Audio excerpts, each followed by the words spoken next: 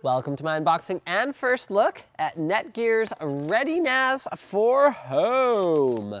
So this particular one doesn't come with any discs. It does have a 3-year warranty. It's not a business grade product, so as far as the hardware spec goes, it's got a gigabit network port, but it's got 256 megs of RAM and then a single core Marvell processor. So I wouldn't expect to be getting like huge, 100 megabyte per second transfer speeds or anything like that.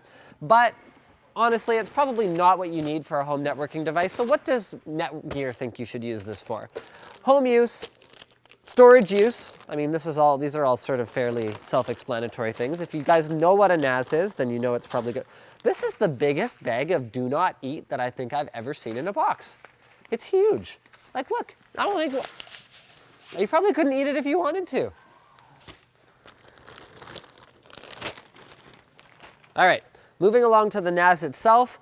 So yeah, supports a single drive failure. Pretty much any 2-bay NAS, as long as it supports RAID 1, should be able to support a single drive failure. So that is fairly self-explanatory. I love the way Netgear stuff is built.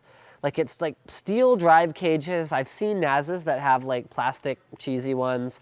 It actually feels like, an appliance. And I think part of it is because Netgear does manufacture pro-grade stuff.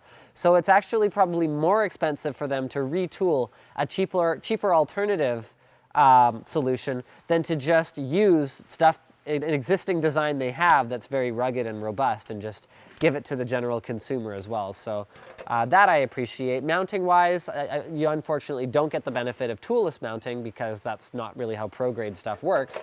But I mean, how often are you really going to be changing the drive in a 2-bay NAS? Unless it dies, you probably aren't going to be doing any of that. It's kind of nice looking, actually. It looks very pro-grade. So this is the Duo V2. It has a USB port on the front. It has a one-touch backup as well as power. You've got an activity LED as well as drive indicator LEDs for both sides. Most of the intake is at the front, but there's going to be some air intake on the side here as well as on the side here, and all of that is going to have air drawn through it with a 92mm fan. This is one of the bigger fans that I've seen on a 2-bay NAS because they filled up almost the entire back of the unit with the cooling fan. So this is great because it's going to make it quieter, and it's also going to make sure that your drives aren't going to suffer from any excess heat, which can cause failures over time.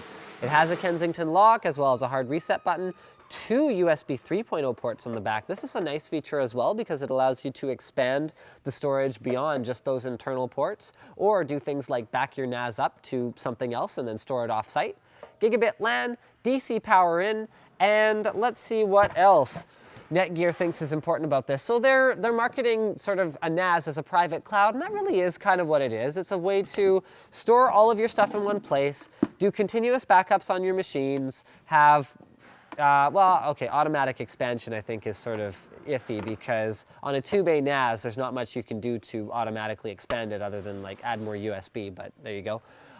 What's cool is they do have a mobile app, so you can remotely access your files as well as mobilely access them, and they do have a private HD photo sharing site. So I mean, calling something an HD photo is sort of redundant, but having a photo sharing site other than Facebook is important to people. Not everyone's tech savvy enough to set up like their own web server and set up the authentication that would go into that. So something like this, where it's more of an appliance type option, could be very convenient. And then of course, these are the kinds of things that you do have to explain to people who don't know that there's something outside of cloud storage. There are no hosting fees, there are no overage charges, there's no actual limitation other than buying bigger drives if you want more storage or adding more NASs. Thanks for checking out this unboxing of the ReadyNAS Duo V2. Don't forget to subscribe to Linus Tech Tips for more unboxings, reviews, and other computer videos.